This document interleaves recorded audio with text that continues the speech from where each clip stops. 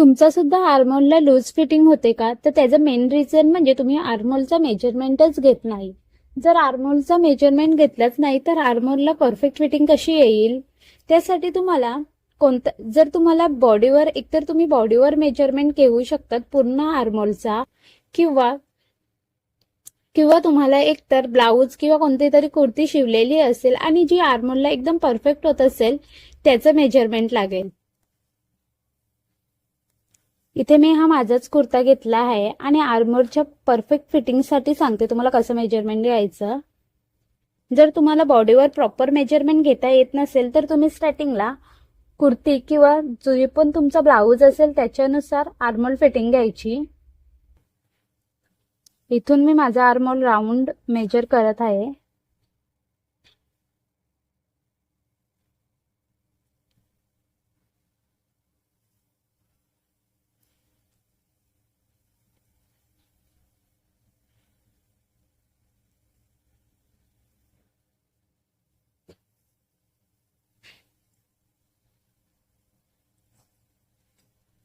इकडे बघा, exact 16 inch आलेला आहे.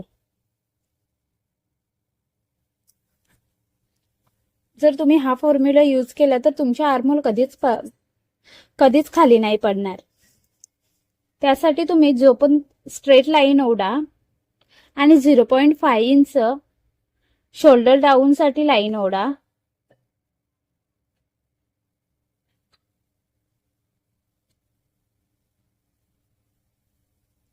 .5 इंच शोल्डर डाऊन साठी लाईन ओढा. जो पण तुमचा शोल्डर आहे तो घ्या, शोल्डर डिवायडेड बाय 2 घ्या. इथे bust divided by 4 plus half inch घ्या. मार्किंग करा. 0.75 इंच आत घ्या, आत मार्किंग करा. ही 0.75 इंच प्रत्येक मेजरमेंटला अप्लाय होते आणि हा फिक्सच आहे. प्रत्येक मेजरमेंटला तुम्ही 0.75 इंच आत घ्या, म्हणजे इथून मायनस करा. आणि जो पण तुम्ही शोल्डर घेतला आहे आणि इथे जो पण डिफरन्स येत आहे तेवढा घ्या. माझा इथे 2 इंच येत आहे, तर सपोज मी हा 2 इंच वरती ठेवला आणि जी पण माझी आर्महोल डिवायडेड बाय 2 येतं तो घ्यायचा. माझा आर्महोल डिवायडेड बाय 2 8 इंच येत आहे, म्हणून मी इथे 8 इंच घेतला आहे. आणि इथून ते ॲज अ सेंटर घ्या.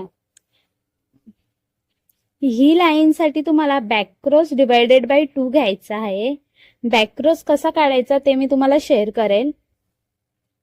आणि इथून ते इथला सेंटर घ्यायचा.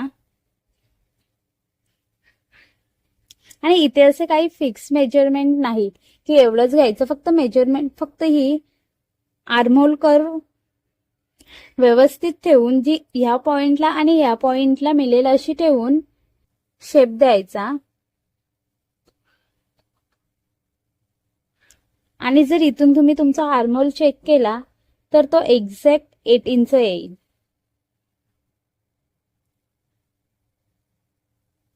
बघा, एक्झॅक्ट इथे माझा 8 इंच आलेला आहे.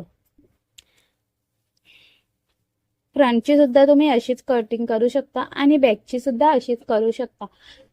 जर तुम्हाला बॅकमध्ये शोल्डर पाहिजे असेल तर तुम्ही 0.5 इंच एक्स्ट्रा घेऊ शकता. जर तुम्ही इथे 5 इंच एक्स्ट्रा घेतला ना तर तुम्हाला इथे बॅक क्रॉसची गरज नाही लागणार. ही स्ट्रेट लाईन इथे काढायची आणि जो पण येईल तो इथे मिळवायचा.